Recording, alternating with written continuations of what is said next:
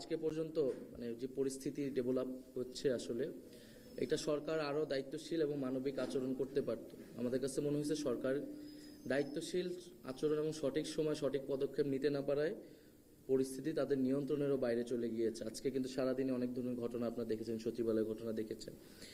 আমরা প্রথমত মাইলস্টোন কলেজের শিক্ষার্থীদের, আন্দোলনরত শিক্ষার্থীদের যে 6 দফা দাবি, সেই 6 দফা দাবির সাথে আমরা জাতীয় নাগরিক পার্টি সংহতি প্রকাশ করছি যে তারা খুবই যৌক্তিক কিছু দাবি উপস্থাপন করেছে এবং এই দাবিগুলো আসলেই দ্রুত সময়ের মধ্যে সরকারের এটা বাস্তবায়ন করা উচিত।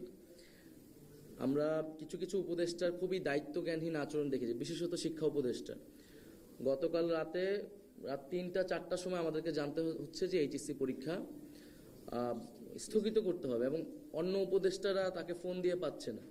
তাহলে একটা সরকারের যদি এই ধরনের অবস্থা হয় যে নিজেদের উপদেষ্টাদের মধ্যে সমন্বয় নেই এবং এই দেশের একটা ইমার্জেন্সি সিচুয়েশন যেখানে পুরো শিক্ষার্থী ছাত্র সমাজ হচ্ছে ট্রমাটাইজ এবং ঢাকার শিক্ষার্থীরা ব্যস্ত এই পুরো ঘটনা নিয়ে, সেখানে একটা সিদ্ধান্ত নিতে রাত 3টা-4টা বাজতেছে এবং এটা নিয়ে এক ধরনের অনিশ্চয়তা তৈরি হইতেছে, শঙ্কা তৈরি হইতেছে।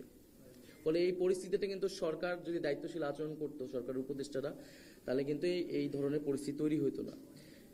দ্বিতীয়ত হচ্ছে আমরা গতকাল রাত থেকে দেখতেছি যে লাশ গুম করার এক ধরনের প্রচারণা আমরা দেখতেছি। তো সেই জায়গায় সরকারের জায়গা থেকে আসলে সঠিক বক্তব্য আসা উচিত ছিল, আসলে ঘটনাটা কি এবং এই ধরনের কোনো ধরনের ঘটনা যাতে ঘটার সুযোগ না থাকে।